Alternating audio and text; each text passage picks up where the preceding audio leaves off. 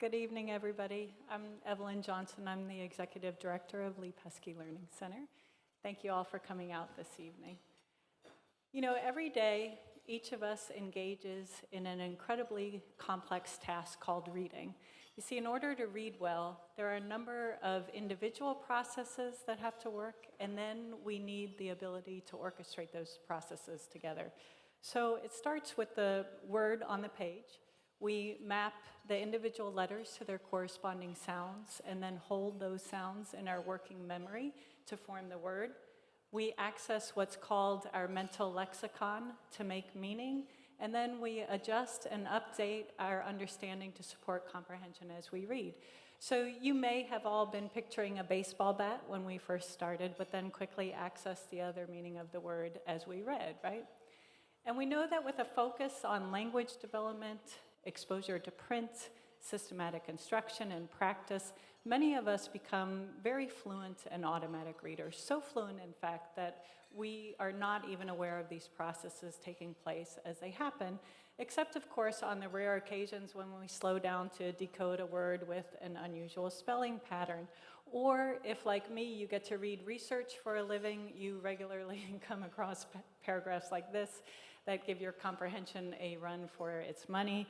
Or sometimes we stumble with both decoding and comprehension.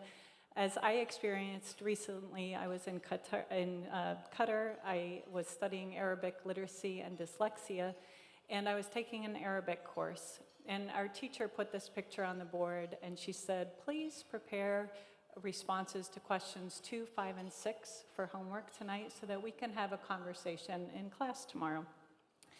Yeah, I laughed too. So, you know, being pretty new to the Arabic alphabet and language, it took me about 30 minutes to transliterate question number 2. And I knew what a couple of the words meant, but there were lots of words in that sentence that I didn't know that I felt were pretty important to understanding what that question was asking. So I typed my transliteration into Google Translate, and I had to do that a couple times because apparently I had made some mistakes. And I'm working on an hour now on this assignment, and I have a question that I think says, what are similar occasions for women and same occasions for men? So at this point, I pulled out my calendar and I said, gosh, my work schedule is really tight tomorrow. I don't even think I'm going to be able to make it to class. When thankfully in walked Syed, a professor from Egypt I was sharing an office with, and I said, hey, can you help me out here? So he took one look at my phone and he said, oh yeah, that says, do you think there are some jobs that only women should do and some jobs that only men should do? Automatic reading to the rescue, right? And maybe you're wondering why, if reading is so automatic for all of us, I'm spending the time walking you through these processes.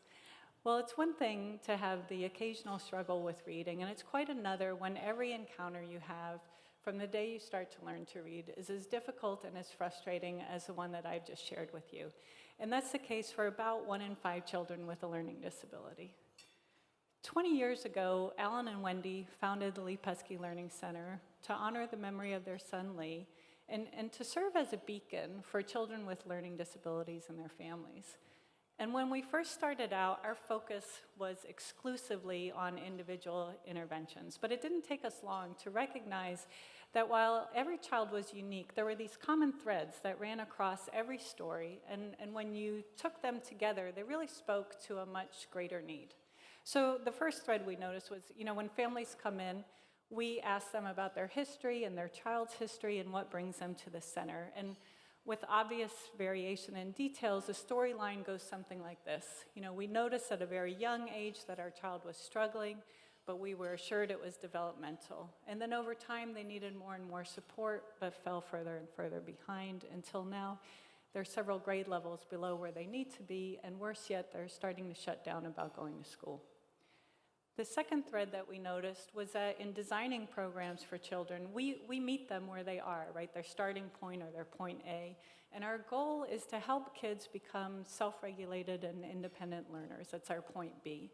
And you could shoot an azimuth that marks the general course that we're going to head, but we recognize that people arrived at that starting point for very different reasons. So some struggled with phonology, that's hearing those individual sounds, some with working memory, some with retrieval, so whereas you were able to quickly pull the other meaning of bat, they can't.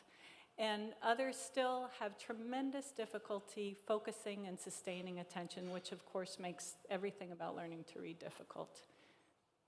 The third thread that we noticed was that children live and learn in an ecosystem, and that consists of themselves and the nature of their learning challenges, as well as the strengths that they bring. It includes their families and the resources they have, not just financial, but things like time and capacity and education to support their children.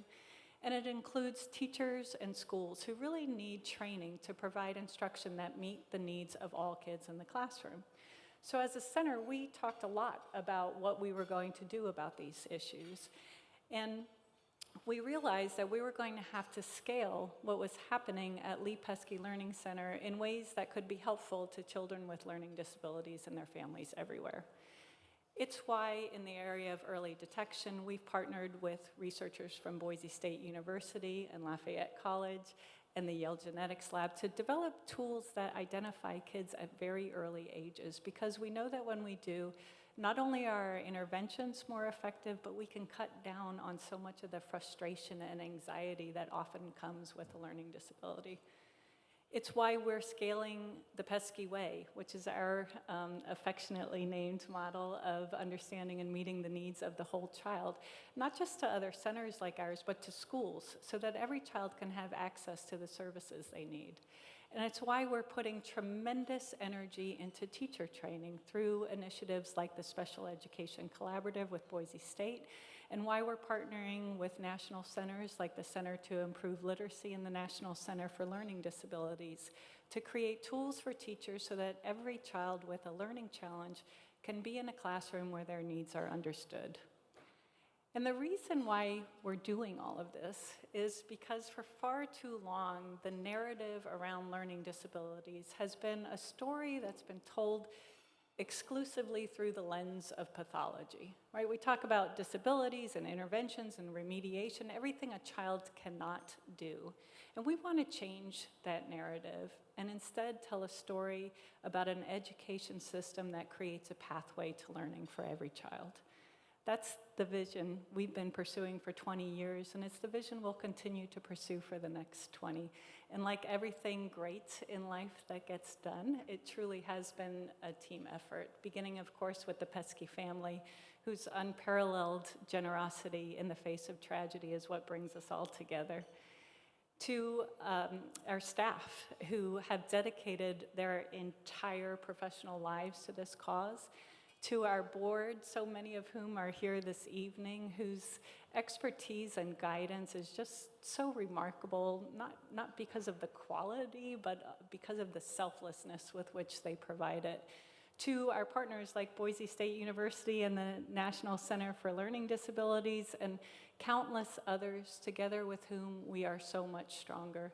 And always to our supporters, because it's your investment in our work that helps us move forward. So in closing, as a teacher, I'm afraid I have homework for all of you. It doesn't involve Arabic, and I promise it won't take you long. Just the next time you're reading, please take just a minute and be amazed by the complexity of what it is you're doing.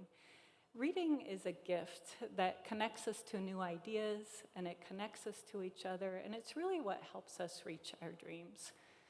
And then take just one more minute and think about how different your life would be without that gift.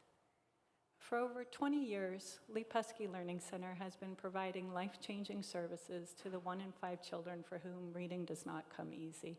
And that's all thanks to supporters like you. Thank you all so much for coming out this evening and helping us celebrate 2 decades of service. Thank you.